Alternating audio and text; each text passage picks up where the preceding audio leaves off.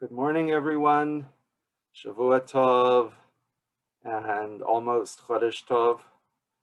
It's good to be together again. Not so good that the Magefa, the pandemic, is still in our midst, but hopefully not for much longer.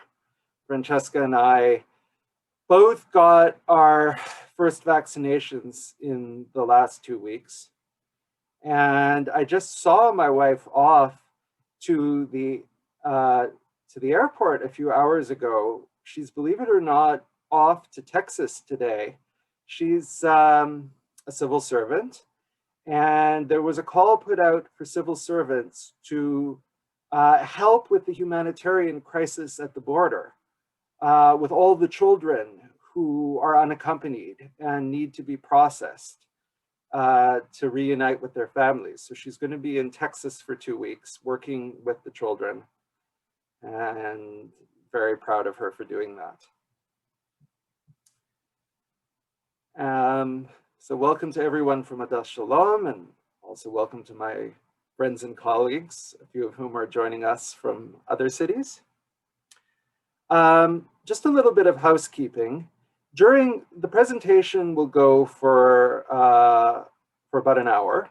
During the presentation, if you have clarifying questions, if something isn't clear to you, write a message in the chat box and Harvey will unmute himself and read it to me. Other questions we'll have time for at the end. Whoever would like to stick around at the end, we can chat. So I am passionately into the history of Polish Jewry. This all started for me in 2011 when I made my first visit to Poland. And I wasn't there for the reason that often brings people to Poland, which is to remember the Shoah in the place where it happened. I was there because I had a friend who was a rabbi working with the Jewish community in Poland. There's been a miraculous revival of Jewish life in Poland, as we'll see today. And I came to visit him on my way back to Israel from Canada. What I found in Poland was not what I expected. I had the experience of so many people who have visited the contemporary Polish Jewish community, which is that they came to say Kaddish and they left saying Shechianu. Saying Shechianu for the revival of Jewish life, but also giving thanks for the incredible achievements of Polish Jewry. We cannot only remember how the community ended. There was 800 years of history before that, and what an amazing history it was. So I visited twice for a week. I took thousands of photos, and ever since then, I've been dissecting what I saw and learning more and more. And I'm happy to be able to share it with you today. Okay, echoes that remain, rediscovering the lost world of Polish Jewry before the Shoah. We're really going to be focusing on what came before the destruction. There's very little discussion of the Shoah today. It's vital that we remember the Shoah, but there are so many opportunities to do that. Some would say maybe even a little too much in the way of opportunity to do that. Not enough opportunities to celebrate Polish Jewish life. If I was doing this presentation in person, as I have in other times and places, I would start by doing a little thought exercise where I ask people, if I asked you to come up with 2 words about Poland and Jews, what would they be? And the 2 most common things that people will come up with are the shtetls and the Holocaust. And both of these are an important part of the Polish Jewish reality, but only part. The shtetl represents for us what has been called the whimsical approach to Polish Jewish history. All the Yidden lived humbly in their shtetl, in their little villages. Life revolved around Torah and the Jewish calendar. That's not entirely true. Today we're going to visit an urban Jewish community, a community that had been urban since 1250 in Krakow. Most Jews, until the 20th century, lived in Polish towns, but not all. And they were not always impoverished. In fact, the Jews were among the better off sectors of Poland for most of their history, and they flourished and they prospered. The other way of looking at it is the Lacrimos view of Jewish history. That's a term by Professor Salo Baron of Columbia, the great Jewish historian. The idea that Jewish history is one endless succession of sufferings, persecutions, pogroms, crusades, and the Goyim always hate us wherever we are. This also has some truth in it, but only some truth. Jews got along well with the Poles for most of Polish Jewish history. And the Shoah was not the inevitable outcome of Polish Jewish history. After all, the Holocaust was carried out by the Germans, not by the Poles. And had it not happened, there might still be a thriving Jewish community in Poland today, which instead of numbering around 30,000, numbered in the millions.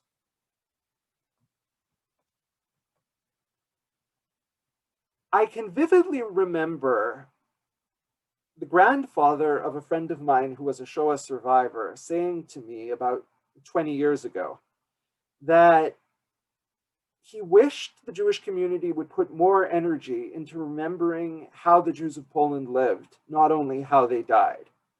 He was a Holocaust survivor. He wasn't negating the importance of Shoah remembrance, but he had a very strong point. And Rabbi Ben-Zion Gold, who was a Holocaust survivor and a conservative rabbi, and the Jewish chaplain at Harvard, wrote this: "The Holocaust was undoubtedly the greatest tragedy in Jewish history, but it would be a mistake to treat it as a heritage. Our heritage is the way the Jews of Europe lived and what they created before the Holocaust. In fact, they left us such a rich legacy in religious and secular literature, in Hasidic and klezmer music, in Yiddish folk songs, and in art. The cultural religious heritage is awaiting redemption by the descendants of the murdered Jews of Europe."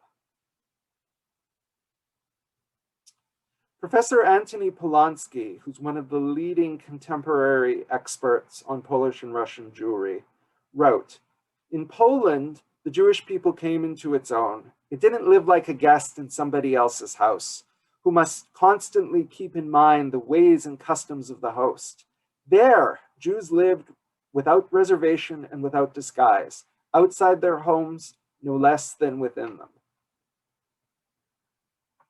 It's a very powerful statement, and it's represented for me by the menorah that you see on the left, which once stood in a shul in Krakow.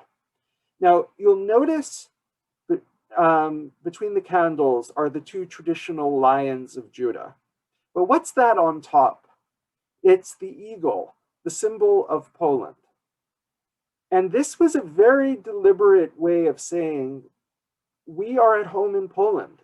This is our country. To put this in perspective, you'd be very hard-pressed to find a menorah with two lions of Judah and the Russian bear, the symbol of Russia. Because until very recently, Jews did not feel at home in Russia. You'd be very hard-pressed to find a menorah with the swallow, the symbol of Ukraine, because Jews did not see themselves as integral parts of Ukraine or of Romania or of many other countries. But in Poland, for most of their history, they did. And another representation of just how much Jews felt at home in Poland is the play on words of the name. Here you see it in Hebrew, Polin. This was taken to mean, Paul, here, lean, you may settle, as if it was a skula, as if it was a portent that Poland would be good for the Jews. Also, Polania, here God rested. Now, when we talk about Poland, what territory are you actually talking about? I have to confess, when I first went to Poland, I thought that my family had nothing to do with Poland historically. As far as I knew, my family had emigrated to Canada 100 years ago from the Ukraine, from Belarus, and from Romania. Later on, I found out that until the late 18th century, Poland had included the Ukraine and Belarus, as well as Latvia and Lithuania.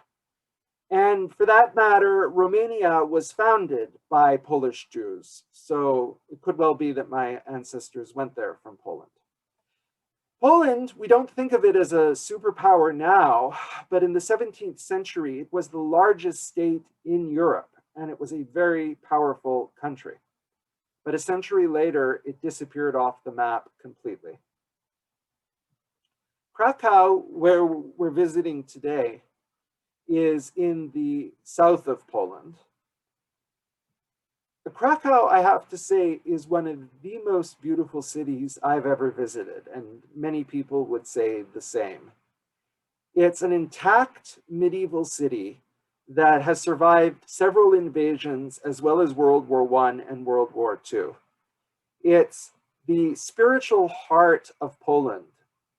It has not been the capital of Poland since 1650, when it moved to Warsaw, but it's still the home of Polish culture and Polish learning. And what you're looking at here is Wawel, which sits atop a hill. It contains the royal palace and the Wawel Cathedral, which is the seat of the primate of Poland, the head of the Polish Catholic Church. And on the bottom is the main square in Krakow, including the Clothmakers' Hall on the right from 1250, and St.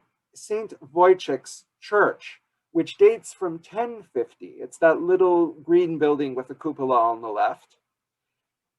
1050 was less than a century after Poland adopted Christianity and became a country in 966. It was a feudal confederation of tribes. It was a very late comer to Christianity in Europe.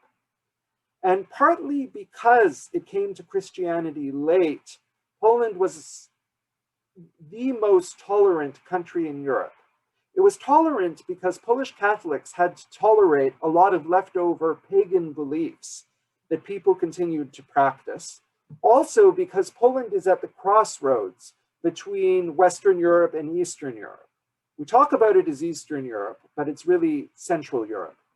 And so at the height of the Polish state in the 17th century, Catholic Poles were a minority. They were only about 40%. There were 12 other nationalities there, including Jews.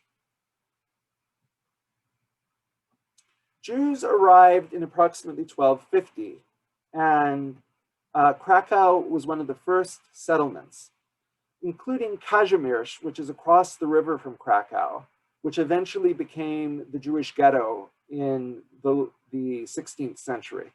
It's just 3 square miles, but it is packed with more Jewish history than just about anywhere else in Europe. And it too has miraculously survived all the upheavals of time, including the Holocaust.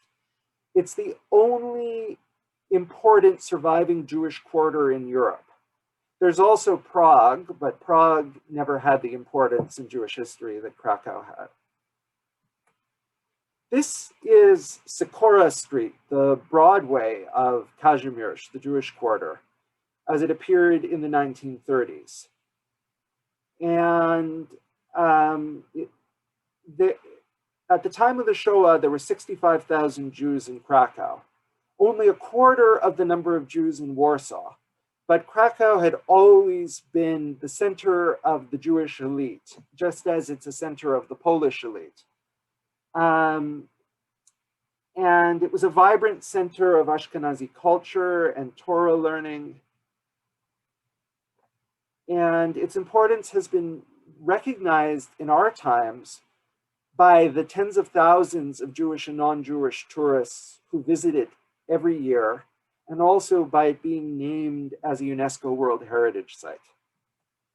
But very recently, it was a ghost town. This is the same street that we just looked at, Socorro Street, in the 1960s. And it still appeared this way as late as the 90s. But now, tens of millions of dollars have been put into restoring it. You see, it's the same spot as I saw it 10 years ago. And architectural historians, archaeologists have gone to work, and they've been able to restore the 7 most important synagogues in the quarter, as well as a number of other sites, and it's become a major tourist attraction. So here you see a map of Krakow, and the Wawel Cathedral is up at the top. Kazimierz used to be separated from Krakow by the Vistula River, which has now been filled in. In 1257, Prince Boleslav the Shy made Krakow a tax haven. He made it tax-free for 15 years. He did this because he wanted to attract skilled immigrants. Poland was a new country. It was a feudal society based largely around agriculture and resource extraction. 90% of the population were peasants, and 10% of the population was made up of the nobility. It had a huge nobility. The British nobility in those days was only about 2% of the population. What they didn't have was middlemen.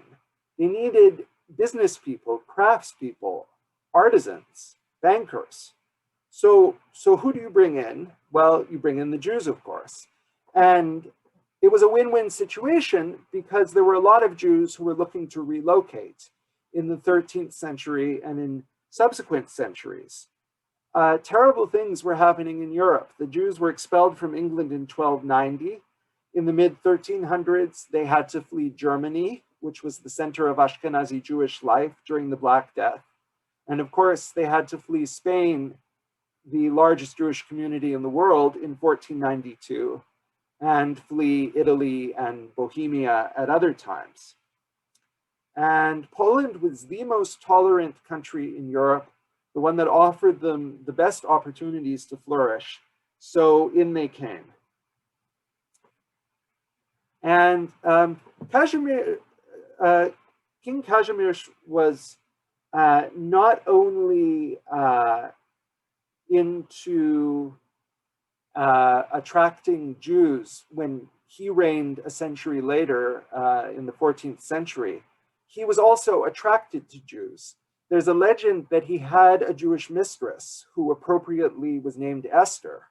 You see the sign from Esther Street at the bottom. And according to legend, she bore him 4 children, 2 daughters who were raised as Jews in the palace where kashrut was observed, and 2 sons who were raised as Catholics.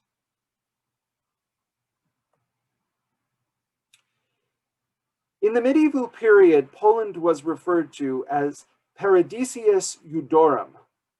And there was a saying, Paradisius Judorum is paradise of the Jews. And there was a saying, Poland is heaven for the nobility, hell for the peasants, and paradise for the Jews. Now, this may sound like it was an anti-Semitic canard, but it wasn't. The Jews repeated it very proudly.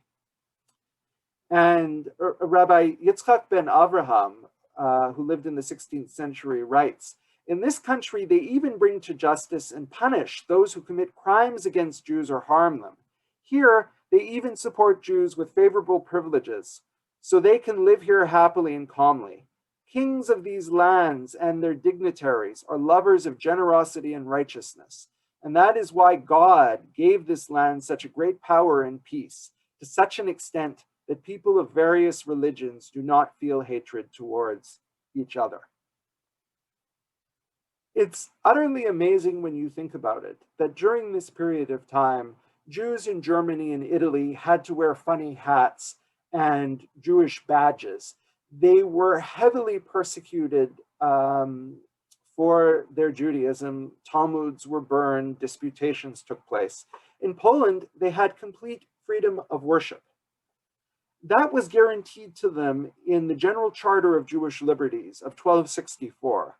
We see a commemorative tribute to that on the bottom right that was done by the Polish Jewish artist Arthur Szyk in the 1930s.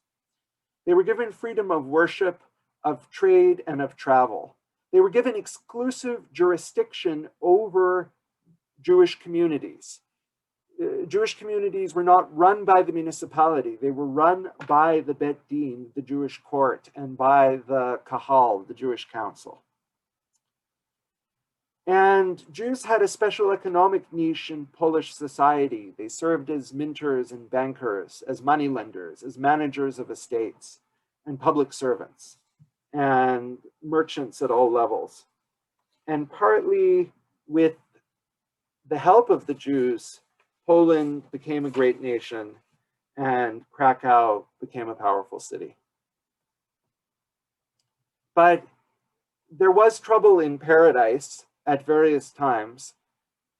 There was a real distinction between the nobility and the hoi polloi and the church, which was the other great power in Polish society. The church was no less anti-Jewish than in any other country, but due to the power of the nobility, they shut up most of the time.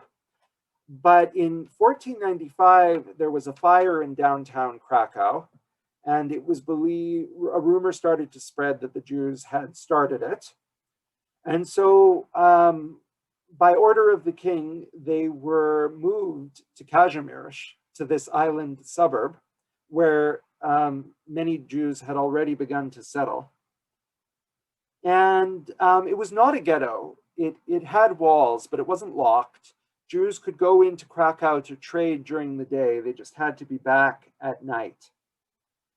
And by the mid-1500s, Kazimierz was home to about 2,000 Jews living in only about 1 square mile. It was very overcrowded. But in 1583, it became 2 square miles. And on the left, you see a famous photo by Roman Vishniak from the 1930s. This is where the gate to the city used to stand. The Golden Age.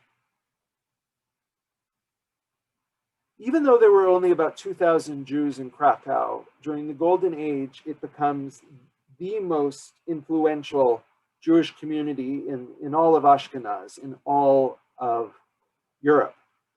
It had a highly organized, autonomous kahal, a Jewish council that ran everything from A to Z and from cradle to grave. And it became a hothouse of Jewish life. Torah learning really flourished in Krakow.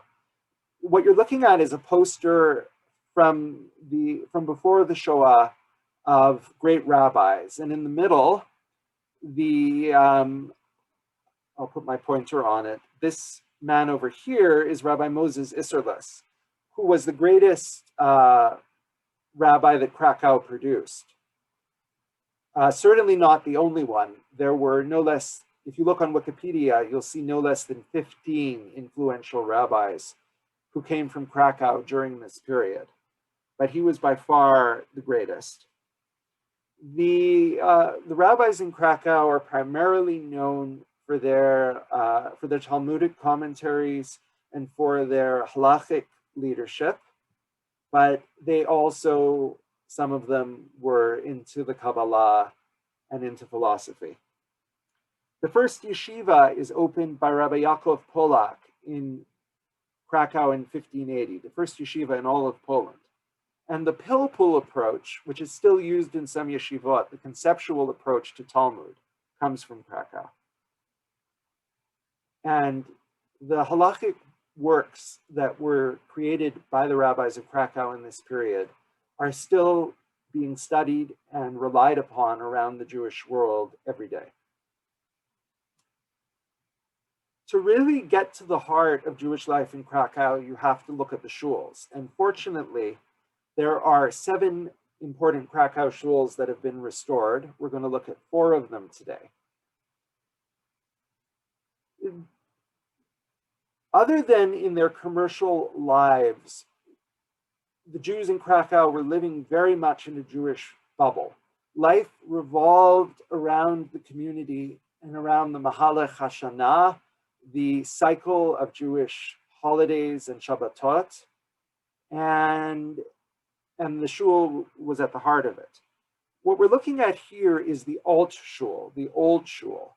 This is the oldest extant synagogue in Poland. It was constructed in 1407 and expanded in 1580. It was the seat of the chief rabbi of Krakow. When you look at the picture on the right, you see that it was built along the original wall of Kazimierz, which dates from 1200, and that it's built with fortifications, just in case there was some sort of popular uprising, and there were several, so that the leaders of the community and the leaders of the Chagall could be spirited off to safety in the shul. And it also had its own walls around the entire building that have since been torn down. You'll also notice that it's set below street level. You can see that on the upper photo. There are 2 possible reasons for this. The first is the tradition of Min ha'amakim kraticha Hashem, out of the depths I called to you, Psalm 118, that we should pray from a lower place. The second is because there was a municipal ordinance in Krakow that shuls could not be higher up than synagogues. The shul used to contain that tower on the right, which is no longer there. That was the headquarters of the Kahal, of the Jewish Council. They handled all legislative, administrative, judicial, defense, spiritual, and cultural matters. And it provided the community with a strong sense of security. They also had their own social welfare system, which worked fairly well, their own taxation system. They negotiated with non-Jewish authorities over tensions between Jews and non-Jews or commercial rights. And you can see in the architectural drawing on the left, there were prison cells on top where the Kahal could hold people who had been convicted by the Bet Din of offenses. And a list of regulations from the Kahal that's been preserved from the 1600s notes the following ordinances. No more than 40 students can be in a class at a yeshiva. All students must learn Hebrew grammar, math, and the Polish language.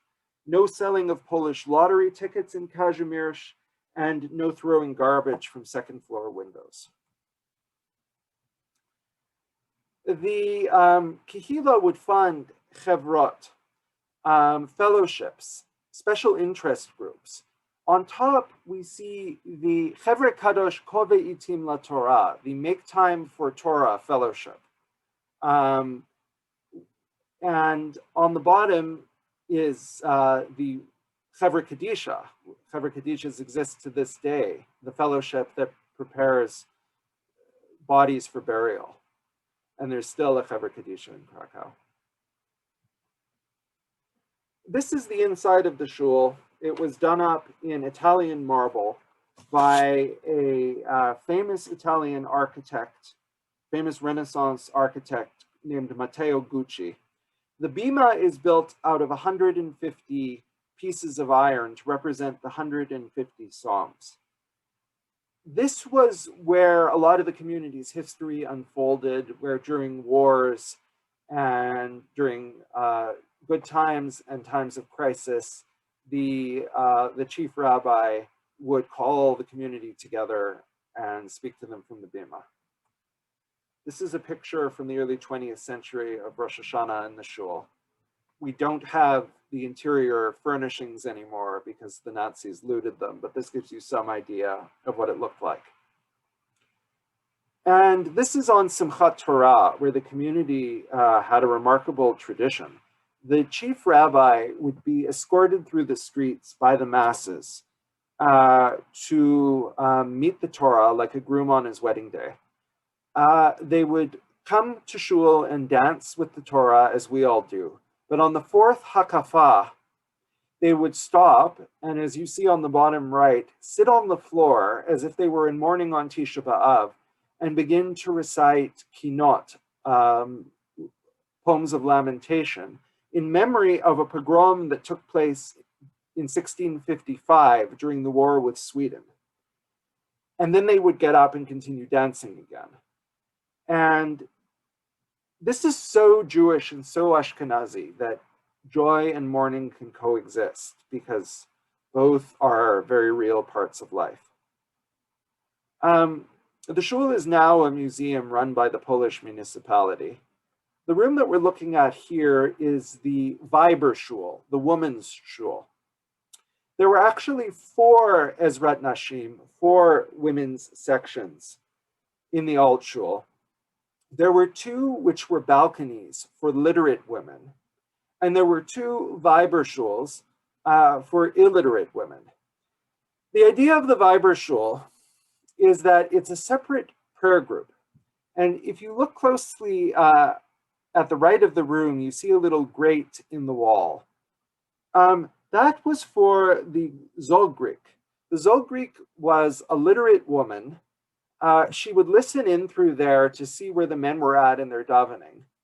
And her job was to slowly recite the davening, the tefillot, to the illiterate women, so they could respond Amen. And it had its own unique spirituality. This is the Ramashul, the second shul of Krakow, built in 1553 by Jews who had come from Bohemia, who had different manners and a different nusach, a different liturgy for davening than the Polish Jews. The Ramashul was built by the father of Rabbi Moses Isserles, the great light of Polish Jewry, in memory of his wife, his mother, and his daughter-in-law, who all died during a plague in 1552. The Ramah became the chief rabbi of Krakow in 1550 when he was only 30 years old. And though he only lived for 42 years, he produced 33 books. On the right, you see the Ramah's grave. And to this day, thousands of people who visit every year leave kvitlach, leave pieces of paper with requests, much as you would in the Wailing Wall.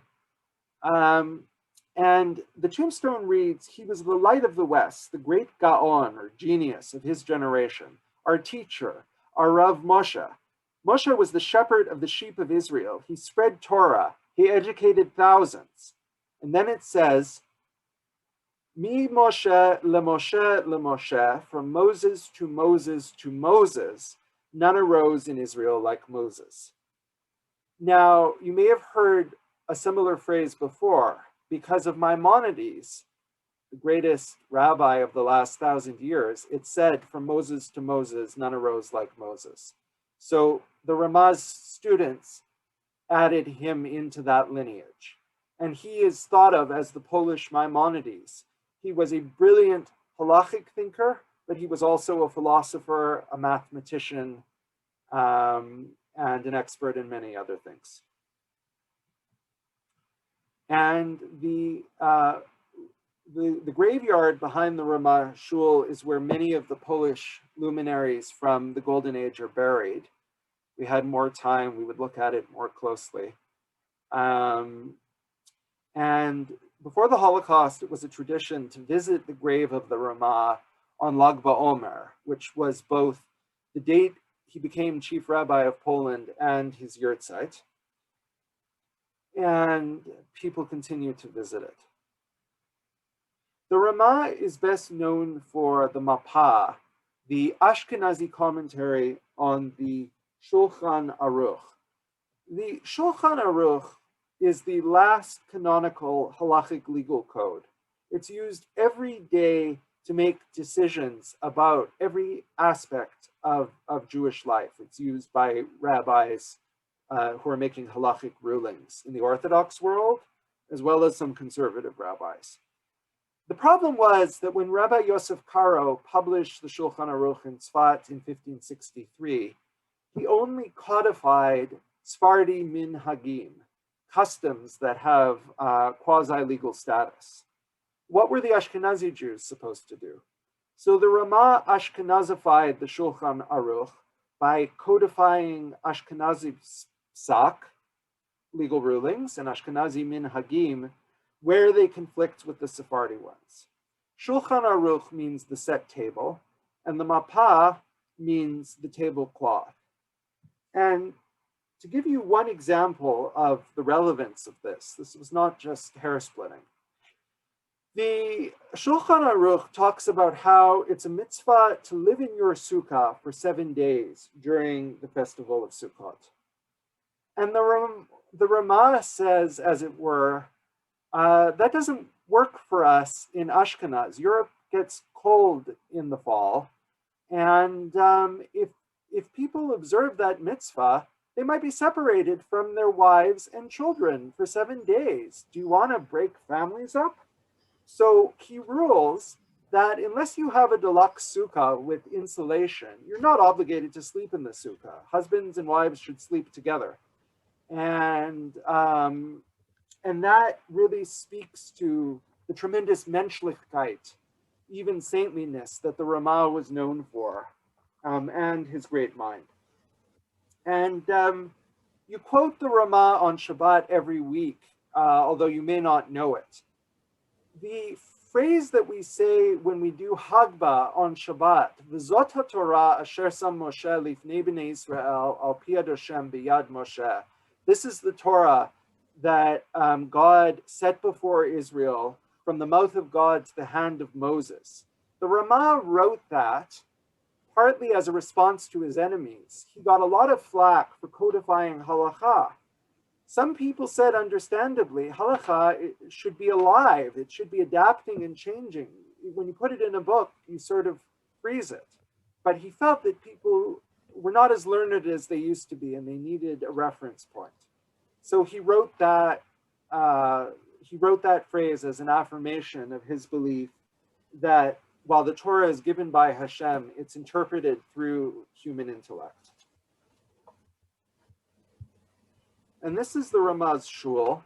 It's very small. It's almost like a shtibel. It was where he prayed with his family and his students. And it's used today on Shabbat and Chagim by the Krakow Jewish community and by tourists. This is the Isaac shul. This was a private shul. Only the wealthy were welcome. The balibatim, the householders, the property owners. Anyone could belong to the alt shul, but you could only belong to the Isaac shul if you applied for membership and had sufficient capital, if you were born to a family with membership or married into one. It was built in 1638 by Reb Yitzchak Jacobowitz, the wealthiest Jew in Poland, who was the personal banker to King Władysław IV, the King of Poland. And Reb Yitzchak was the ancestor of the Jacobowitz dynasty, which included Rabbi Bulka's first wife, Naomi Alav Shalom. And it was considered to be the most beautiful shul in Poland. It was done in the Baroque style, again, by an Italian architect called Oliveri. And Reb Yitzchak brought his friend, the king, in to see the shul. And the king said to him, my friend, you're going to have problems with this. The Catholics are going to be very resentful that you've built such a beautiful shul. And he asked the king, well, what should I do about it? And he said, well, you could build a cathedral. So he said, okay. And he had the same architect design a Catholic cathedral not far away. The Itzik Shul was restored to the Jewish community in the 1990s. Today, it's the only shul that has daily davening. I daven there myself, which is very moving. All along the walls are these paintings of different tefillot and kavanot, different prayers from the Siddur, and kavanot, Kabbalistic meditations that you recite before davening.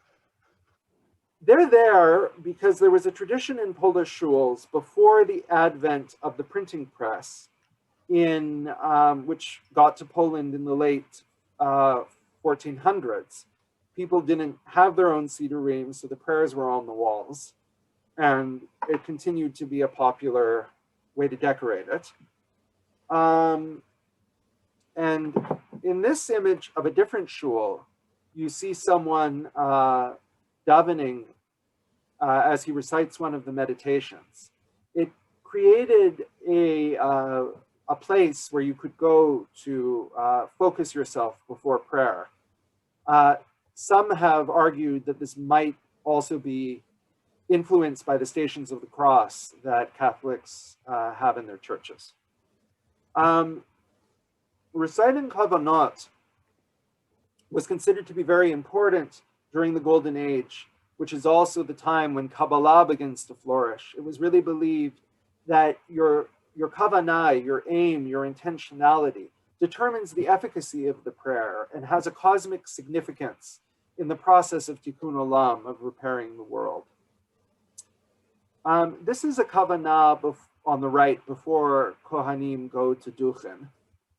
And it asks in part, may I give a bracha shlema, a blessing of wholeness, and may I never be distracted or impeded by my ego. And on the left is a little admonition to all the rich people in the shul. It says, man worries about the loss of his money, but he fails to worry about the loss of his days. His money cannot help him when his days do not return. The Polish Jewish community had a 400-year golden period, but things started to go into decline in 1648. We talked about how Poland is paradise for the Jews and hell for the peasants. Well, what happens when the 90% of the population who are peasants start to get angry? Well, what you get is the Khamnitsky Uprising in 1648. On the upper right is Hetman Boyan Khamnitsky, who led a peasant uprising of mainly Ukrainian peasants. Before the Holocaust, he was considered to be second only to Haman in terms of people who persecuted the Jews after the time of the Torah. There was a fast day that all Polish Jews kept until the Holocaust on the 21st of Sivan. So there was an uprising against the power of the nobility. And if the peasants hated the Polish nobles, they hated the Jews even more in some parts of the peasantry, because the Jews were the middlemen. The Jews in the shtetls, the noble towns that the Jews settled, were the rent collectors and the property managers, the people you had to deal with. And to be fair, the Jews were very, in some cases, ethical, in other cases, aggressive businessmen who didn't always put ethics first. We know this from history. What happened during the Khamnitsky massacres pales in comparison to the Holocaust, but it was a churban, a destruction in its time, in that there were approximately a quarter of the Jews in Poland were killed off about 125,000 from a total of 500,000. And about 2 million Poles die in the Khamnitsky Uprising and in the war with Sweden, of all countries, that happens 5 years later.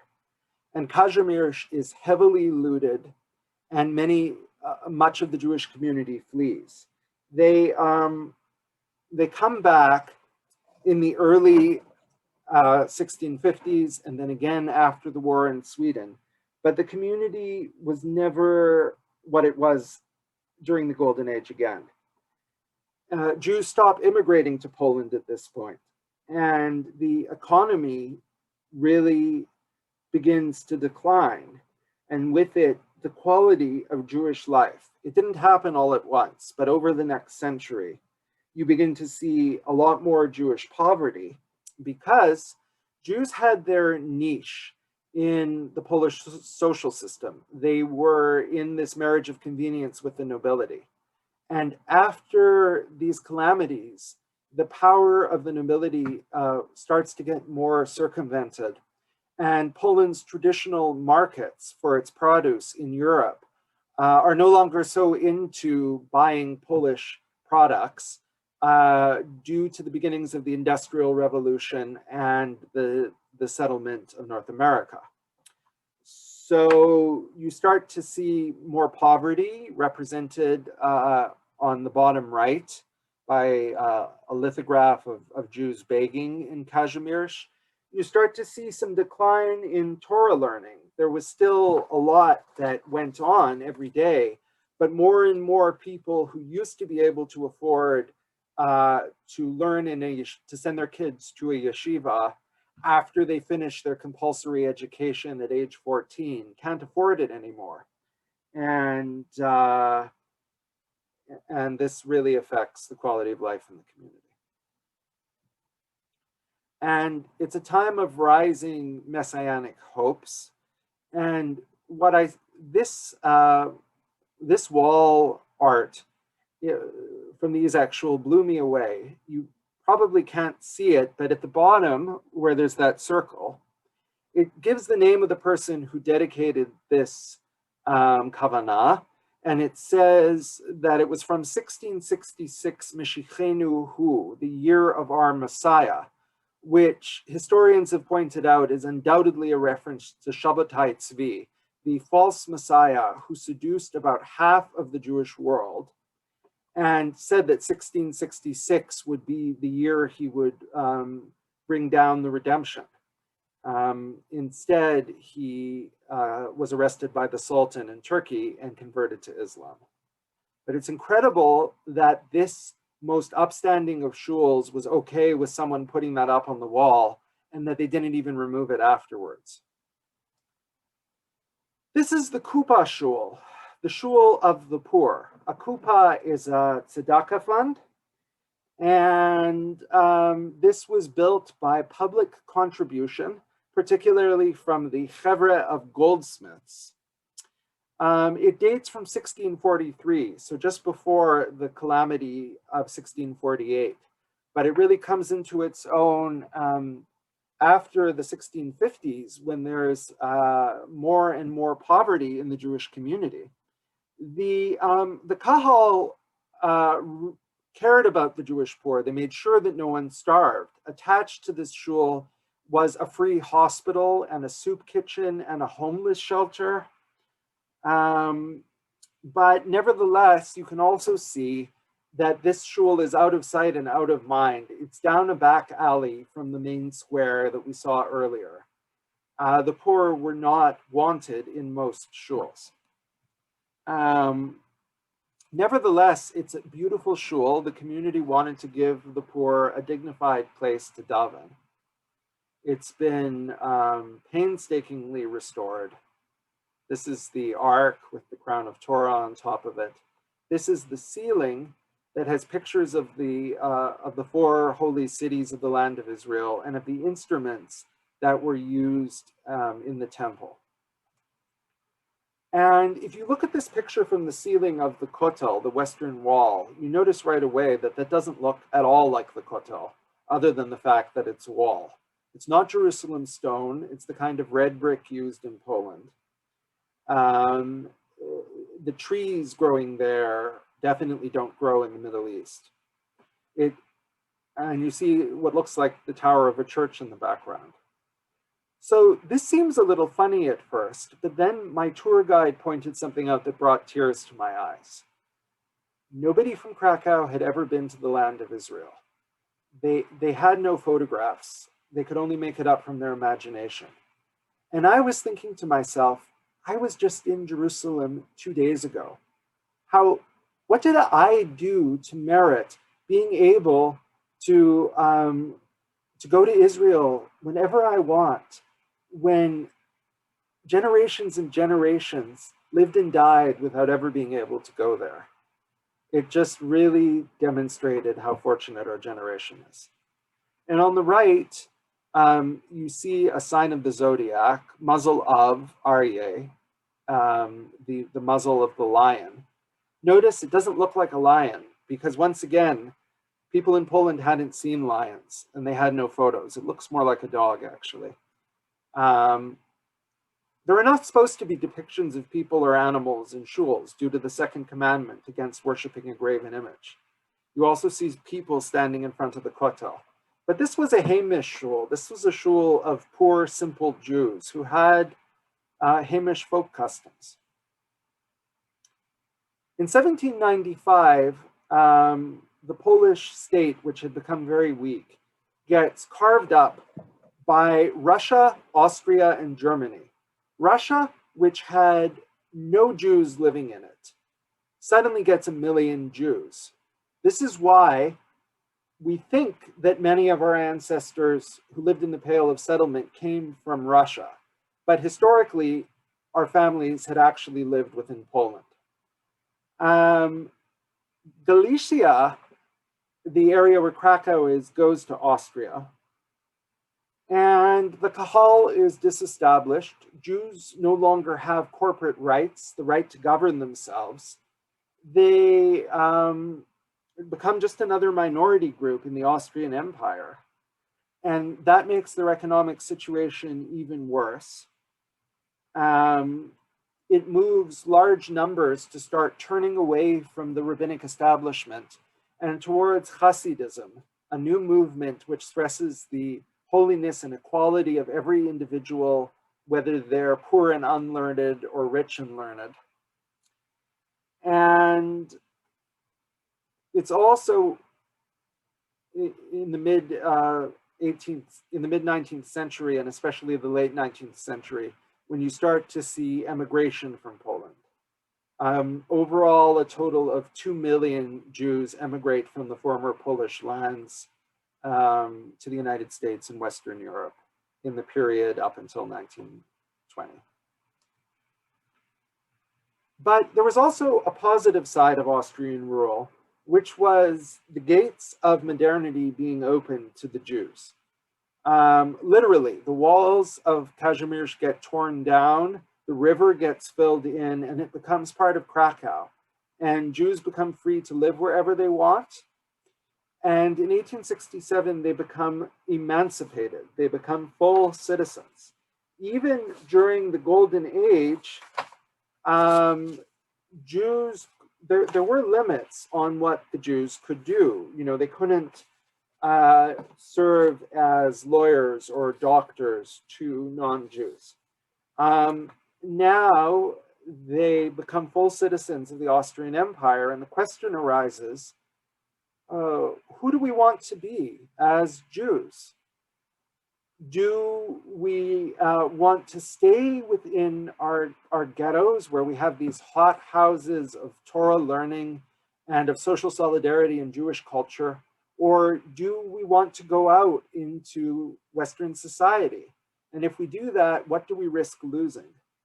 The Haskalah, which started in Germany, the Jewish Enlightenment, which wants to maintain halachic Judaism, but update it, modernize it, starts to come into Poland via Austria. On the left, you see a Shana Tova card from 1900, which shows a maskil, a modern Jew, greeting a Chassid, a traditional Hasidic Jew. But whether you were a maskil or whether you were a traditional Orthodox Jew, modernity was inescapable. There you see an Orthodox Jew reading a newspaper, and even photography itself was a dramatic invention. People questioned whether halakha forbade photography due to the second commandment, but most Jews adapted to it. And the incredible thing about Polish Jewry is that whether you were an Orthodox Jew or a maskil, or later on, whether you were a Zionist or a Jewish socialist, the vast majority of Polish Jews choose to remain deeply committed either to the Jewish people and or to Judaism. There was very little assimilation. Only about 20% of the Jewish population considered itself primarily Polish by the time of the Second World War. And this is a beautiful example. This is Felix Gottlieb, Maurice Gottlieb, who is considered to be the Polish Rembrandt for his use of light and his depictions of faces. He studied at the famous art academy in Krakow, but his art is deeply Jewish, as well as deeply informed by Western art. So that's the kind of synthesis that Polish Jewry at its best could do. But with that said, for most Jews, they still led a very separate existence, and they were not that integrated into Polish Jewish life. But the Haskalah, the Jewish Enlightenment, was beginning to gain influence. And in 1862, the first liberal shul in Krakow was erected, the Temple Shul. It's very imposing. It takes up about a block of the city. It could not be built in Kazimierz. It was too controversial. So they built it on the outskirts. By then, half the Jews of Krakow had left the ghetto and moved further out. And here you see the entrance, and it says, Bo sharav b'toda tatzrifu b'tihila. Enter his gates with praise, his courts with acclaim, from Psalm 100. These were the words that Solomon recited when he dedicated the first temple. And this dedication, along with the name Temple Synagogue, is sending a very important message. We don't need to rebuild the temple in Jerusalem. Poland is our home. We want to be here. We want to contribute to the society around us and participate in it. And that's why Reform shuls, by the way, around the world are called temples. This shul has to be seen to be believed. It is gorgeous, and in a very tasteful way. It has beautiful stained glass windows. This was the only shul in Krakow that continued to function under communism, but it became derelict and has been restored recently, and it's used now for special events. Even though Polish Jews weren't so integrated into Polish society, they had an amazing loyalty to Poland. Most Polish Jews did not give their allegiance to Austria when it invaded. They kept the flame of Polish nationhood burning. And you can see that represented in the painting on the left, which I believe hangs today in the Polish parliament. It's commemorating the uprising against Austrian rule in 1863.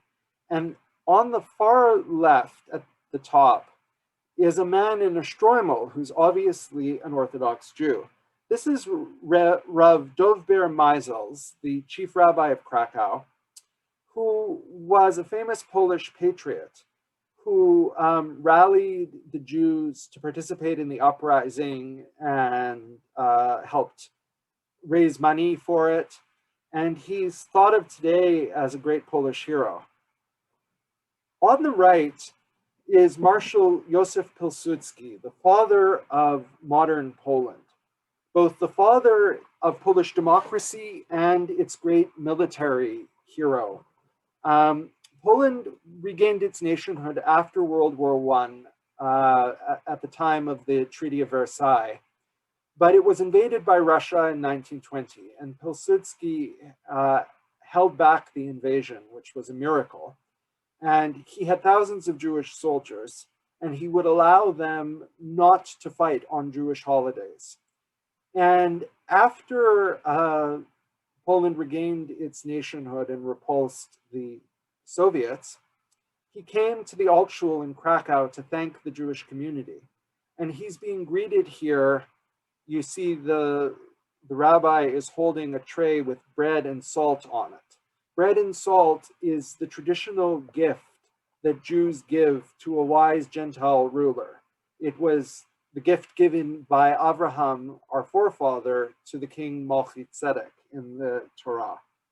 And Pilsudski was very loved by the Jewish community. He was referred to in Yiddish as Feder Yosel, Uncle Joseph.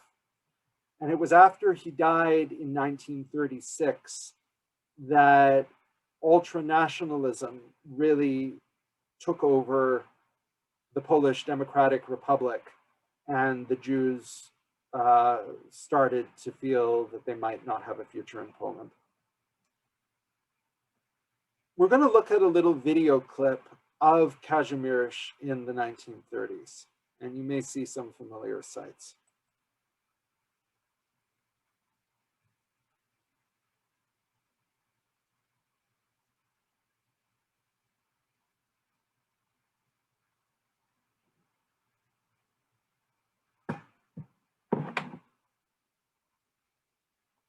You see there are people in traditional Jewish dress and modern dress. This is where the gate to the city used to be in Vishniak's photo.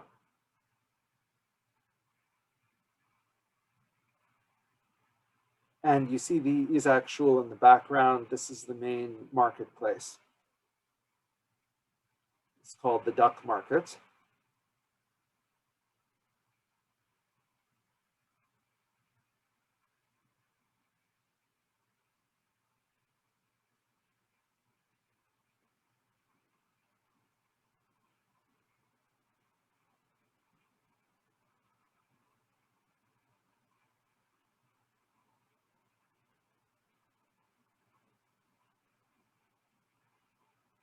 This footage was shot for the Joint Distribution Committee to raise funds for impoverished Polish Jews in the 1930s. So something to keep in mind about it is that it was deliberately showing the poorest and most traditional Jews. There were also Jews, you saw some of them, but there were a fair number of Jews in Krakow in those days who were living modern lives. Despite a fairly high level of poverty in the interwar period, Jewish culture has another renaissance in Poland during this period. And that is well represented by the newspapers that it published. This is a newsstand in Krakow. Poland had 7 daily Jewish papers. And if you look closely, you can see that there are papers, Jewish papers in Polish, in German, in Yiddish, and in Hebrew. Even though America by that time had 4 million Jews and Poland only about 3.5 million, Poland produced more Jewish literary output than America by a factor of 3 to 1. And it was an exciting place to be in those years. Krakow had a flourishing Jewish theater scene. This is a production in Krakow of the Dibuk. On the upper right, you see the Maccabia Sports League. There was a lot of emphasis on Jews showing that they could develop physical strength. This Maccabia teams competed all around Europe. And on the bottom right is the Jewish Hospital of Krakow, one of the most advanced hospitals in all of Poland. One of the first to have a modern neurology unit. A big arena for working out modernity, how modern do we want to be, how Jewish do we want to remain, was of course education. And that became a hot issue in Polish Jewry after independence was regained, because public schooling became compulsory. Prior to this, Jewish boys had been educated in cheters up till the age of 14. Jewish girls almost not at all, although some got public education under the Austrians. The purpose of cheder was to teach you the rudiments of Jewish life, how to daven, how to read Hebrew, read Chumash with Rashi, read the Talmud. But the quality of education was often not very good. The teachers were not usually professionals. And this prompted the opening of modern Jewish private schools, stressing everything from Jewish socialist values to modern Orthodox yeshivot that combined the best of the modern with Jewish tradition. And this is a Montessori school in Krakow from 1935. Krakow is also the birthplace of Jewish women's Torah learning. I wish we had more time to go into this, but I encourage you to look at it on your own because it's a fascinating story. This woman on the right is Sarah Scheinerer. She was only 4 feet tall, but she was a little giant of a person. She grew up without getting much of a Torah education in a Belzer Hasidic family. And she wrote in her journal, "We have an empty festival. It's bare of Jewish intellectual content. The women have never learned anything about the spiritual meaning that is concentrated within a Jewish festival. The mother goes to the synagogue, but the services echo faintly into the fenced and boarded off women's galleries. There's much crying by elderly women. The young girls look at them as though they belong to a different century." She really saw how many Jewish women were being lost to Judaism. They were getting public education in Austrian and later in Polish schools, and they didn't have access to the Jewish tradition except what they had learned mimetically, learned by example from their mothers and their boobies. And it was creating a shidduch crisis. Boys would go to yeshiva and come out very Orthodox, whereas the women were adapting more modern values. So she took the bull by the horns and started a network of Jewish women's schools, the Bes Yaakov movement, which by 1933, only 10 years after its beginning, had 265 day and afternoon schools in Poland and 40,000 students. And she got the leading rabbinic authorities, including the Chafetz Chaim, to give her their hashgacha, their blessing, to open these schools. It's an incredible story, and it was really the forerunner of the renaissance of Jewish women's learning that has taken place in Orthodox and in liberal Judaism in America. One other person I want to focus on before we conclude is this man, Rabbi Yeshua Ton. He was the rabbi of the Temple Shul. His photo still hangs there. I had never heard of him until I saw that photo in the Temple Shul. And I'm kind of flabbergasted now that he isn't better known, because in his lifetime, he was the undisputed political leader of Polish Jewry and regarded as a great Jewish thinker, rabbi, and Zionist. When Poland regained its nationhood, it gave the minorities representation in parliament. Jews had 17 seats in the Polish parliament, and everyone from the ultra-Orthodox, the Aguda, to the Bund, the Jewish socialists, elected members. Rabbi Ton was the only one who could hold everyone together. He had Orthodox smicha, but he became a liberal Jewish rabbi. And he was not only beloved by Jews, he had tens of thousands of Polish admirers. He was a great Polish parliamentarian who started the National Minorities Bloc. He joined with other minority groups like the Ukrainians to fight for their rights in the Polish parliament and to promote Polish democracy. And he said in the 1930s that he believed that the Jewish future lay in Poland. Why? Well, he said, in Russia, the Jews have great resources of Jewish tradition, but they don't have a democracy. They're living under communist dictatorship. In America, the Jews have great freedoms, but they're becoming assimilated. Only in Poland do we have great access to our tradition and a democracy. Now, that statement sounds almost laughable to us now after the Holocaust, but Rabbi Ton was no dummy, and he was not wrong to make the statement that he made, maybe a little bit optimistic, but there's a real question to be asked, had the Nazis not invaded Poland in 1939, what would the future of Polish Jewry have been? On the one hand, there was a horrible upsurge of anti-Semitism in Poland in the 1930s. This is an anti-Semitic poster which says, Jewish hands on Poland, no, never. But that was only one section in Polish society.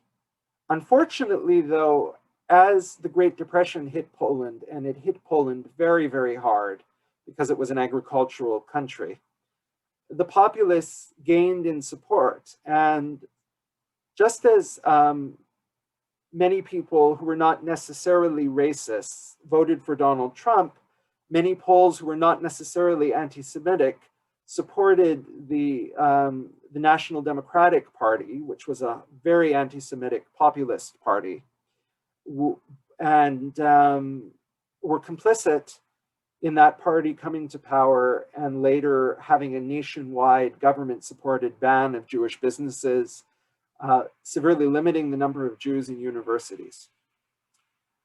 So maybe it wouldn't have ended well.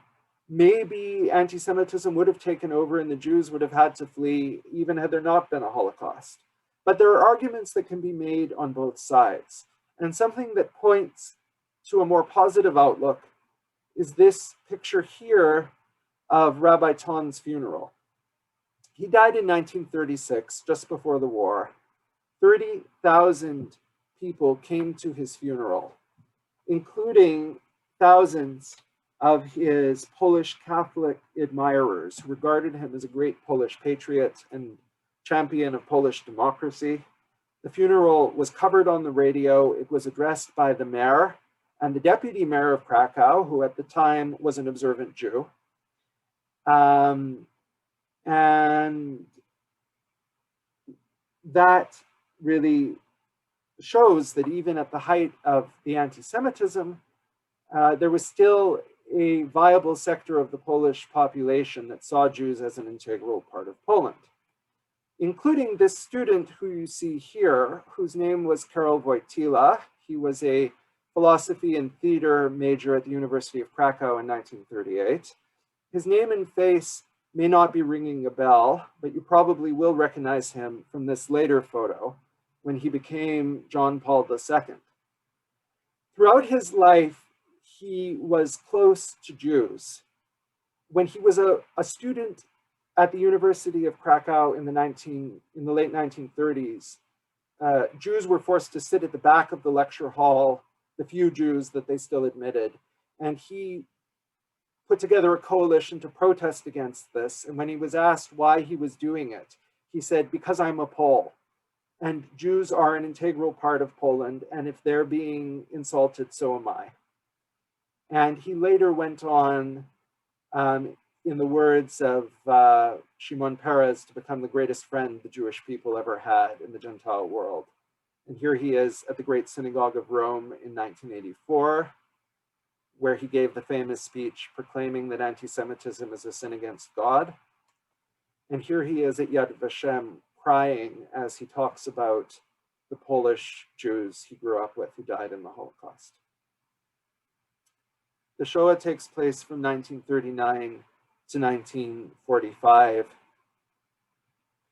And as if Krakow hadn't been through enough, it then has to go through 45 years of communist rule.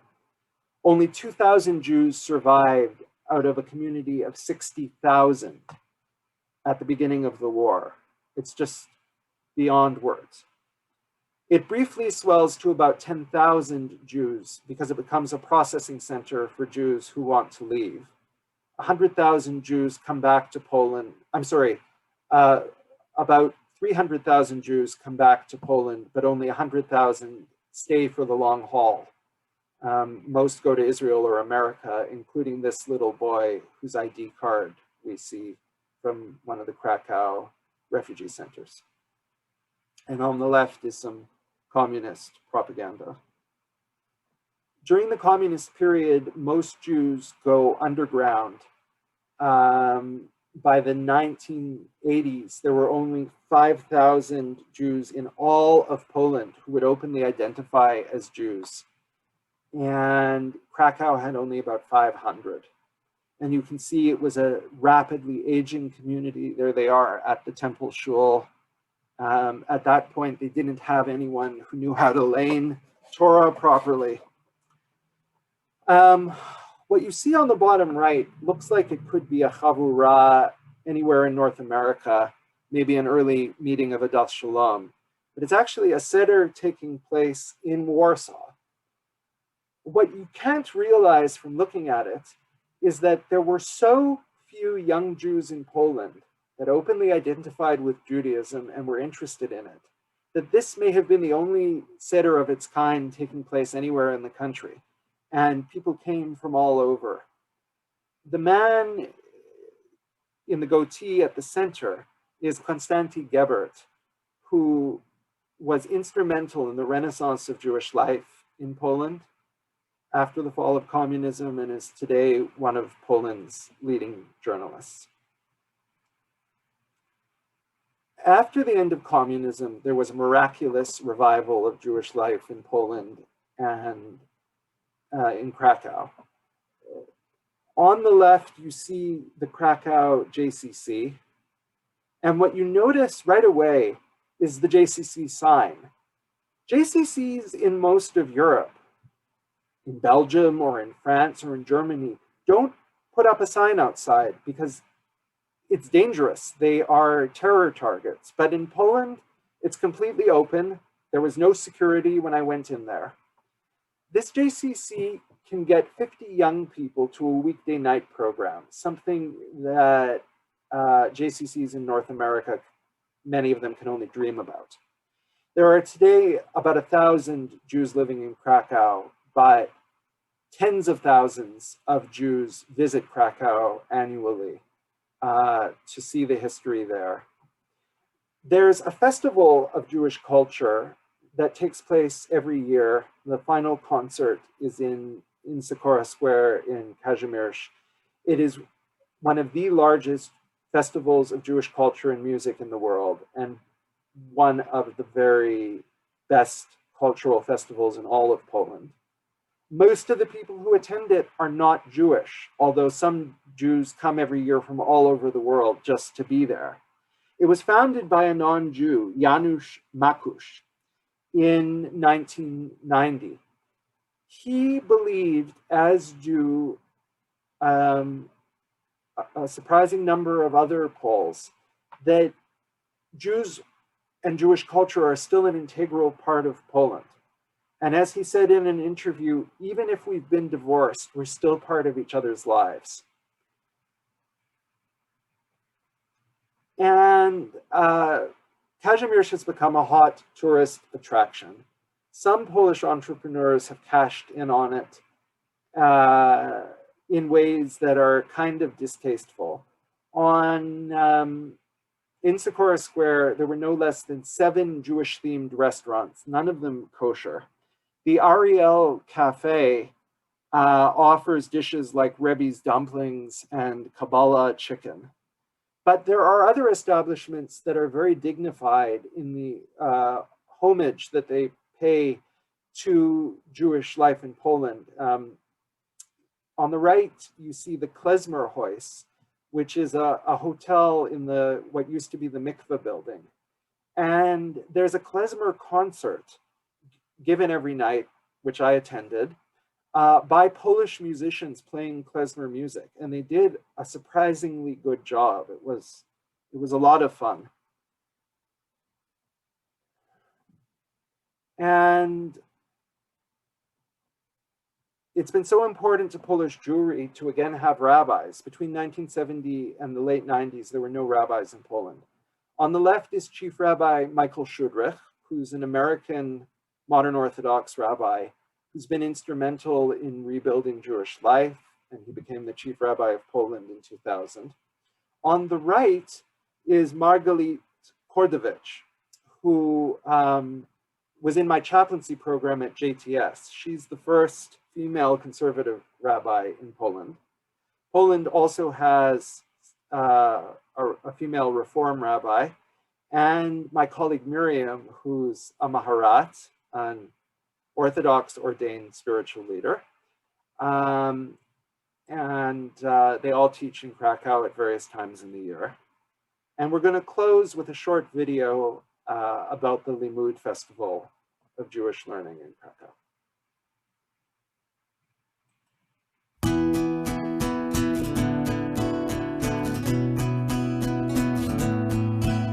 Outside of Warsaw, almost 1,000 people have come together for a remarkable Jewish experience.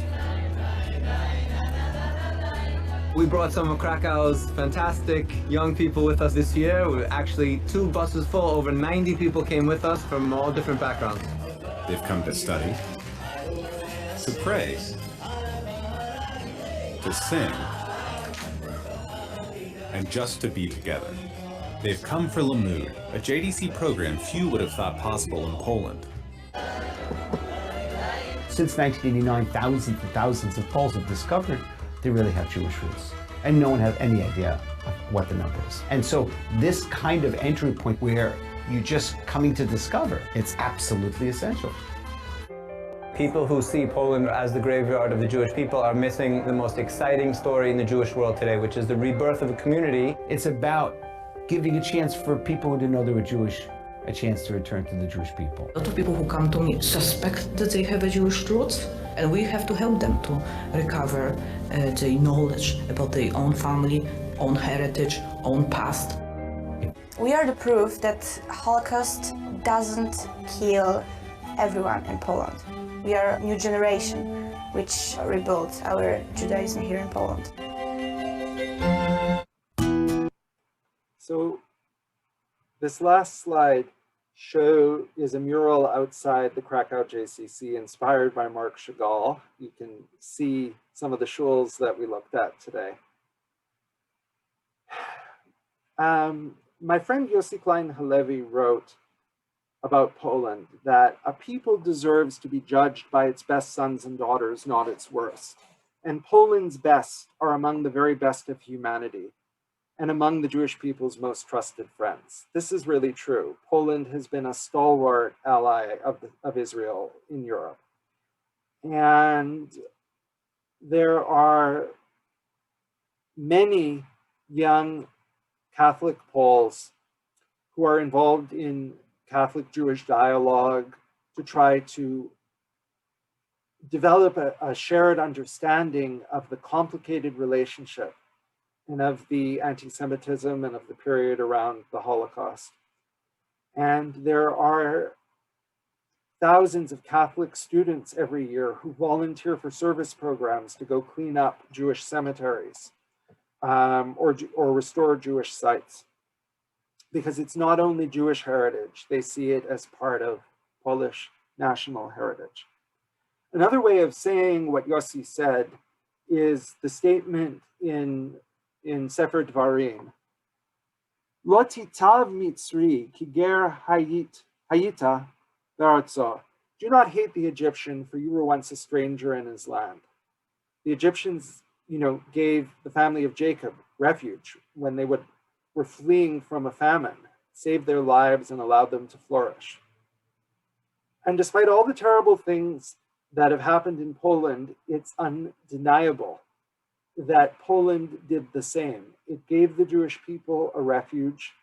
It gave them a place where they flourished for centuries, where Rabbinic Judaism and Hasidism and Zionism and so many contributions to Western culture were created that continue to bless us to this day. So it's important to have Hakarat HaTov, to have gratitude for Poland, and to have an even greater gratitude for what the Jewish people accomplished there. And may we always continue to learn from it. Okay, thank you very much for your patience. It's challenging to compress almost 1,000 years of history into around an hour. So I appreciate very much that, that many people have stuck around.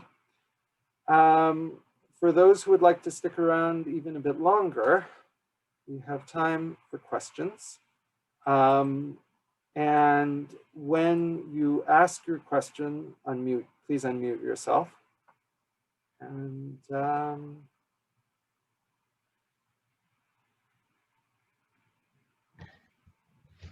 Ari, that was fantastic. That's such great content, the history, the context, the photos, the videos, the Yasher Koach. It's I feel like showing this to my Polish neighbors and having a conversation, because we hear so much, or at least speaking for myself and Toby, we hear so much of the negative side of anti-Semitism. That's what you hear today about Poland. For example, what's happening in Auschwitz and recently the Polish government saying you can't blame Poland for anything that happened in the Holocaust. To hear all this, you know, this other side was something new and important. We learned a lot, and we definitely want to visit. Yeah, we want to go. Every Jew should get to Poland. Thank you very much. Do you really think, well, maybe after the other questions you might comment, so if the Holocaust hadn't happened, that was a very good question you asked. What would Poland be? Another Israel or another, anyways. Thank you very much for that, Joel. And just your comment about the anti-Semitism that exists to this day. When I visited with my friend who was then serving as a rabbi in Warsaw and met other Polish Jews, they really wanted me to understand that just as you can't, let's say, judge what's going on in Israel from the sensationalist media reports, so too with Polish anti-Semitism. It is a problem. There is a nationalist populist government right now in Poland that, as you were saying, passed the bill that makes it a crime to talk about Polish collaboration with the Holocaust, which, it must be made clear, took place at a very, very low rate. It's been estimated 0.1% of Poles collaborated with the Germans, as opposed to 15% of people in France. And nevertheless, there were some massacres, and it is important to examine them. But my friends in Poland really wanted to stress that while all of that is going on, Polish Jewish life is continuing to thrive, and there's a high interest among Poles in things Jewish. And here's something really ironic. President Duda of the Law and Justice Party, who passed the law criminalizing talking about Polish collaboration in the Holocaust, is married to a Jewish woman and has 2 daughters who are active in the Hillel in Krakow, connected to the JCC. So that shows you how complex the situation is. Ari, first I wanted to compliment you on your wonderful presentation. Very, very enlightening. Fenya and I visited Warsaw and went to the shul there, and then went down to Krakow and spent about a week there, visiting lichenological colleagues and also seeing the Jewish Quarter. It brought back a lot of memories. I just wish we had seen your presentation before we went to Krakow rather than after, because we didn't appreciate half of the things that we saw.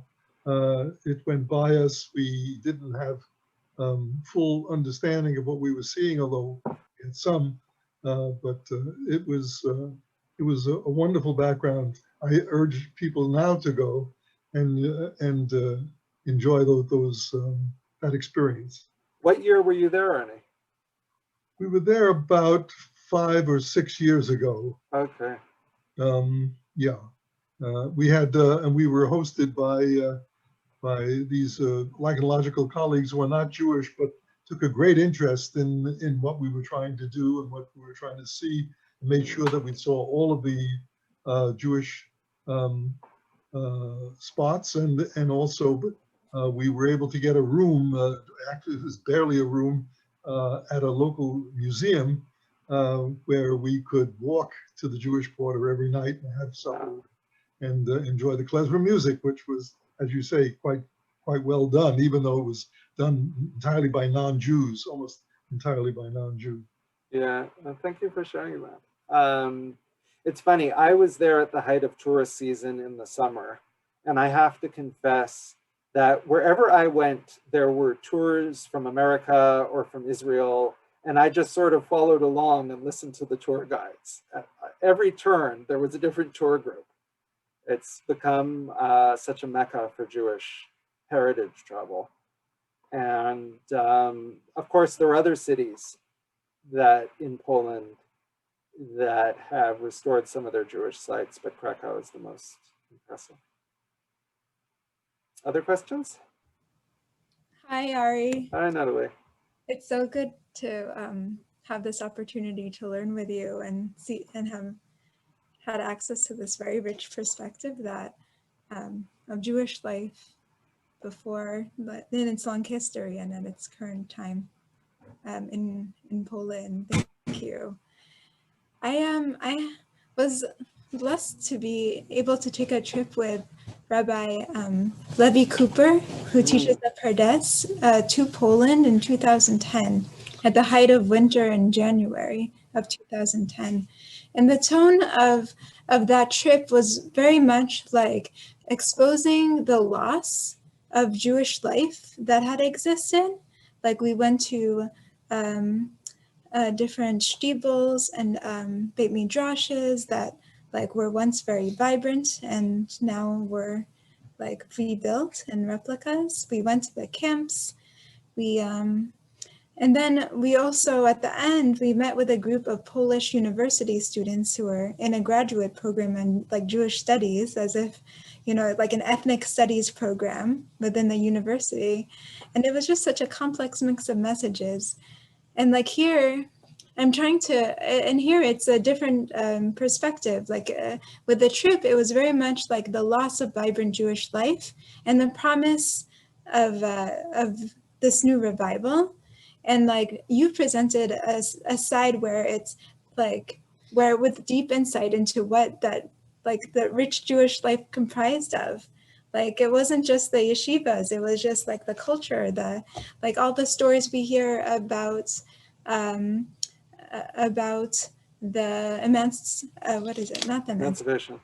Yeah. So all those stories that we hear about and all the different subgroups of Judaism that emerged, like to see them come alive in Poland, really added richness to my understanding from 2010. So thank you very much. No, thank you very much. What I was sharing is a perspective. I don't want to pretend that it's the only perspective, and I have to also own the lens that I'm looking at it through.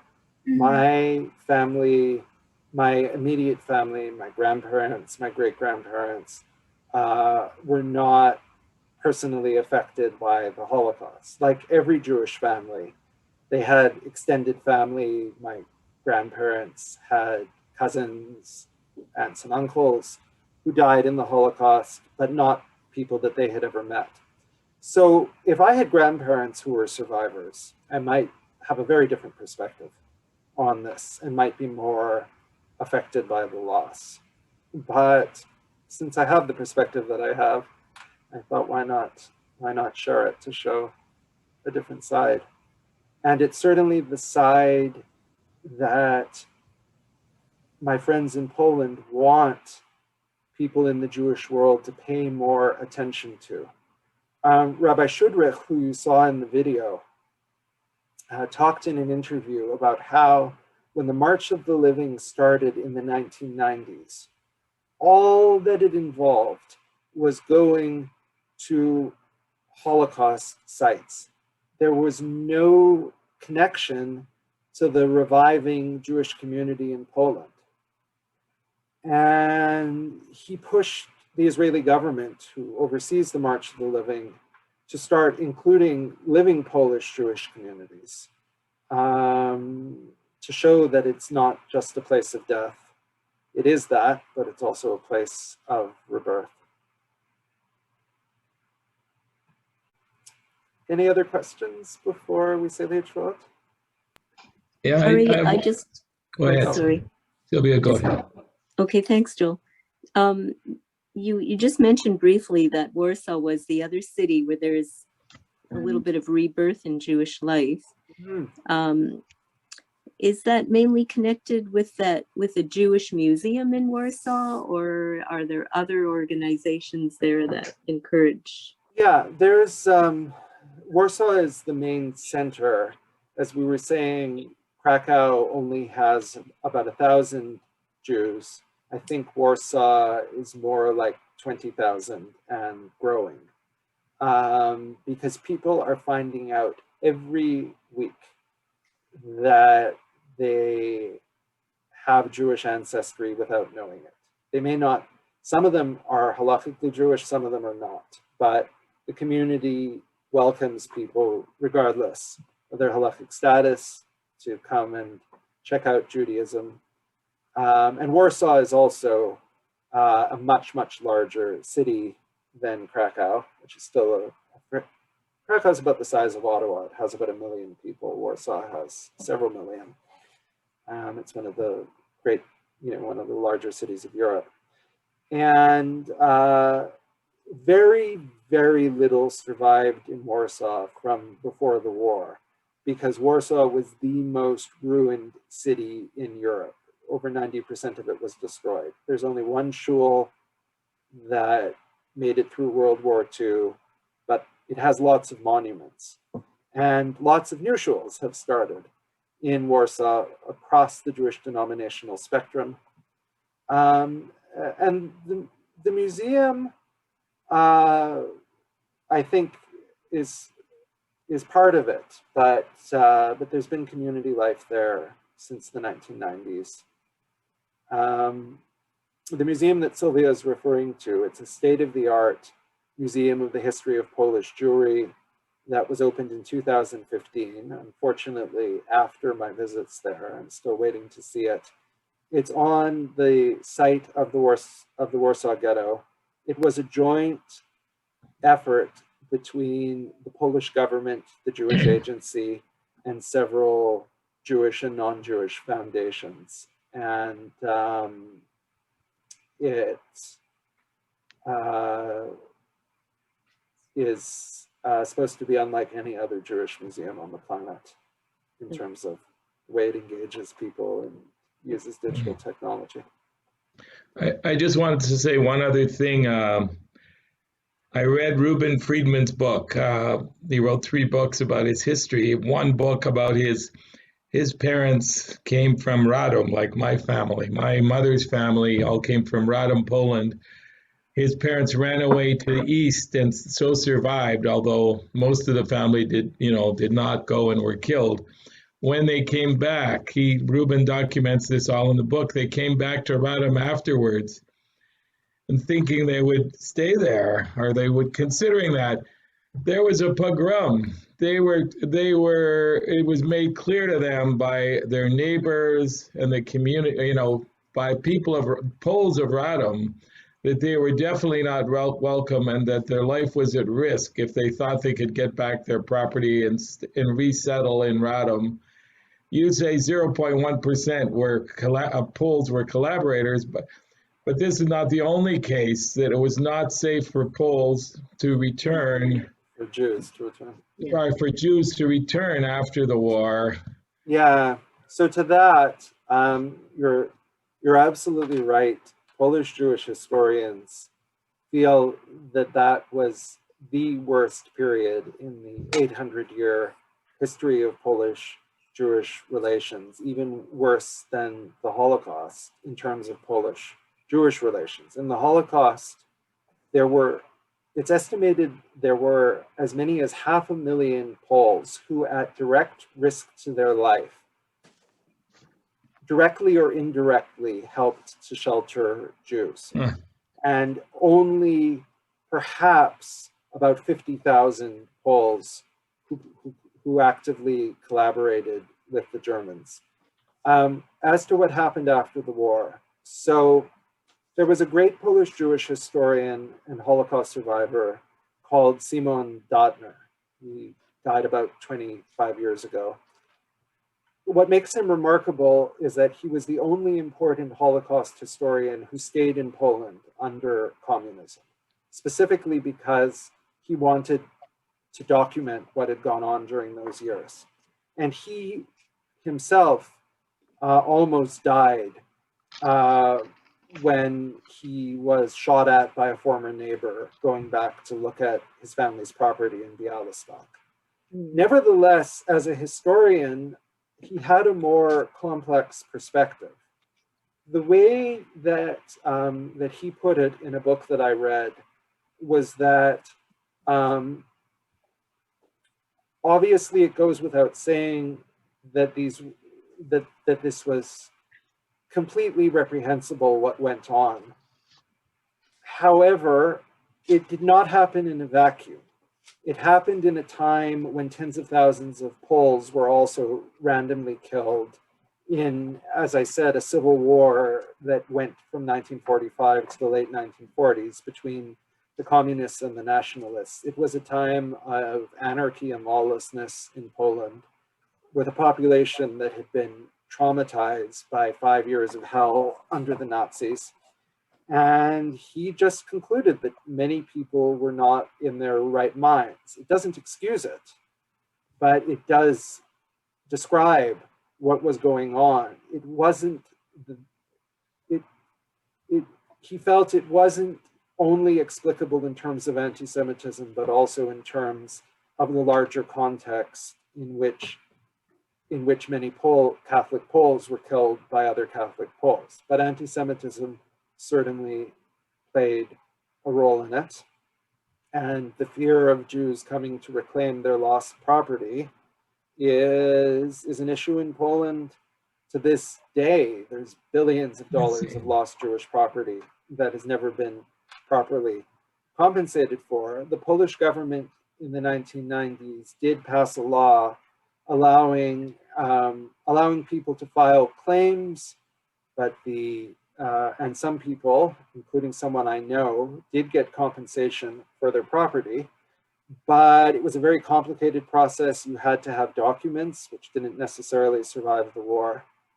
And to this day, there are Polish villages inhabited where some of the inhabitants who are less educated and more prejudiced tense up when a Jewish tour bus comes in to look at the old shul or at the cemetery, fearing that the Jews are coming back. They're going to claim my house that my family took over from a Jewish family who had died in the Holocaust. So this is a real bone of contention. In the Polish-Jewish relationship, what was very moving was that in 2010, a plaque was unveiled in Yad Wibe, which was one of the one of the handful of places where Poles did collaborate with the Nazis during the war. There were very few, but there were some, where the Poles, rather than the Nazis, murdered the Jewish community. And the president of Poland, along with Rabbi Shudrich and the Israeli ambassador and the Catholic and the archbishop, the Catholic archbishop of the area, all spoke, saying, the Poles said, as Poles, we can't be afraid to confront the dirty parts of our history and asking the forgiveness of the Jews for what had happened. And there is some of that dialogue going on, as well as nationalist anti-Semitism going on. And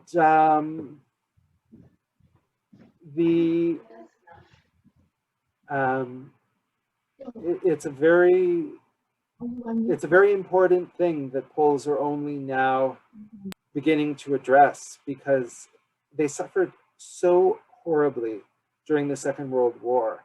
3 million Polish Jews died, but 2.5 million Polish Catholics died. A smaller percentage of the population, to be sure, it was 90% of the Jewish population, but it was still a fifth, 1 out of every 5 Poles died in World War II, which is staggering.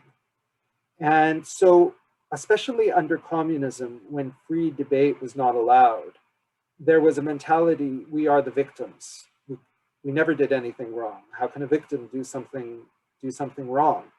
Now, with the return of democracy, just in the last 25 years, there are starting to be Polish journalists and politicians and historians who are speaking out saying, we can't whitewash what's happened. There are good people in Poland. There are bad people in Poland, as in every nation. And there were Poles who did horrible things to their Jewish neighbors, and we're going to have to own up to that.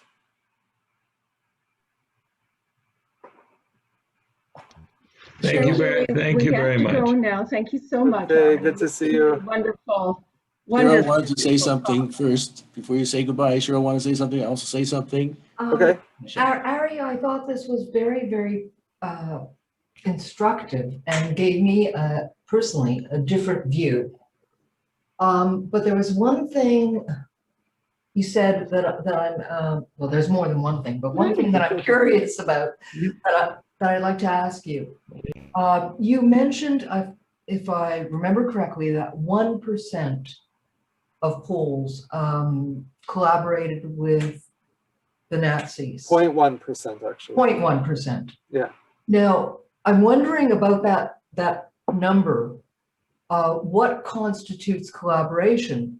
If in towns, Poles without Nazi assistance, instructions, orders, massacred Jews, is that included in that number?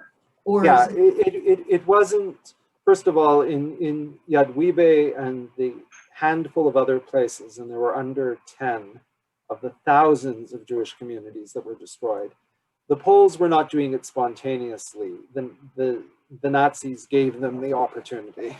The Nazis gave them the weapons. So Polish collaboration was so low because the Poles were considered subhumans by the Germans, not the lowest of the low like the Jews, but they were considered subhuman. When the Nazis occupied Poland, they occupied it directly from Berlin, with the exception of 1/3 of the country that they annexed into Germany. This is to say, it wasn't like in France or the Netherlands or Norway, where you had quisling collaborationist regimes. And the Poles were given only 1/3 of the calories that are needed for nutrition. They were being systematically starved and sent to forced labor camps. So they really did suffer, and very few wanted to collaborate with the Germans. There had also been a long history of conflict between Poland and Germany. But there were some who were induced by, promises of extra food rations to turn in Jews who were in hiding, but very few actually did that. And, but what one Holocaust historian, Yisrael Gutman, pointed out was that to save a single Jewish life usually took the active participation of around 20 people. You'd have to stay in many different safe houses, you'd have to get ration cards, all sorts of things. Yeah. To turn in a Jew to the Nazis took one person in 5 minutes. You just had to make a phone call. Yeah. So it is remarkable, despite the history of Polish anti-Semitism, to think of the fact of how many Poles, knowing that they and their entire family, sometimes their entire apartment buildings, could get the death penalty for supporting Jews, nevertheless came forward and did it. It was a small minority, but as Yisrael Gutman points out, there is no commandment in any religion saying you have to lay down your life to save your neighbor's life. And these people should always be remembered by the Jewish people. They show, I think, the highest level of menschlichkeit. And there was a large part of the population who were indifferent, who did not like the idea of Jews being killed, but were not going to do even the slightest thing to stop it. And when the Polish Catholic Church issued its apology to the Jewish people, it's very interesting that the Polish primate said, "We are not asking your forgiveness for our passivity, but for our indifference." Again, not passivity, because it is not fair to expect anyone to lay down their life and their family's life, their children's lives, for their neighbor. Poland was the only country in Europe where you could get the death penalty for hiding Jews. That only saints will behave that way. But passivity, the fact that people saw their Jewish neighbors being deported and just stood idly by, indifference. It could be argued, gave the Germans some encouragement in what they were doing, that they didn't see Poles protesting. There were Poles who protested, but not the majority. But to keep this all in perspective, Letza'arenu, to our great sadness, across Europe, there was a tremendous amount of indifference on the part of non-Jews to Jewish suffering in the Holocaust, including in advanced countries like Italy and France. And compared to just about any other country in Europe, Poland produced more righteous Gentiles and had more resistance networks that were dedicated to aiding the Jews. There should have been more, but in the overall context, Poland cared more about the Jews who were being murdered than really anywhere else in Europe. Now it's my turn to thank you for this fantastic, comprehensive, fascinating presentation on the Jewish community. And it's one of the most interesting presentations I've ever heard before. The other thing is my mother's family came from Würzburg, Poland to Toronto in 1910. There was a community in Toronto that started a Polish shul, and most of the people who remained in that community probably did not survive the Holocaust, but fortunately many of the ones who moved to Toronto did, and their descendants are still there now. Yeah, 75% of Jews alive today have Polish ancestry. Yeah, and many of our people here in this congregation as well. Yeah. So I want to thank you very much for this fascinating presentation. For this wonderful opportunity. Coincidentally, we're going to have another presentation June the 13th about the Jewish community of Budapest. And the speaker is actually in Budapest. She'll be talking live from Budapest June 13th. And also, of course, Ari, next week you have your Israeli music and Torah for Yom Ha'atzmaut, which will be also shorter, be a bit shorter. something that we'll look forward Did you to see that Sylvia recommended we take a group trip to Poland? Oh, It's an idea to think about.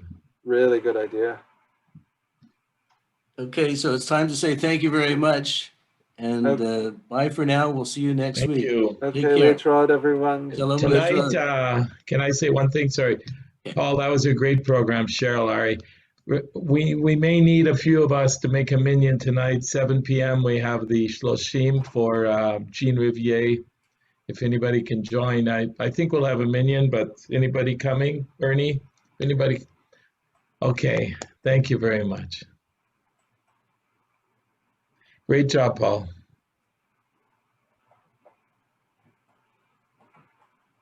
Bye, everyone. Bye, Ari.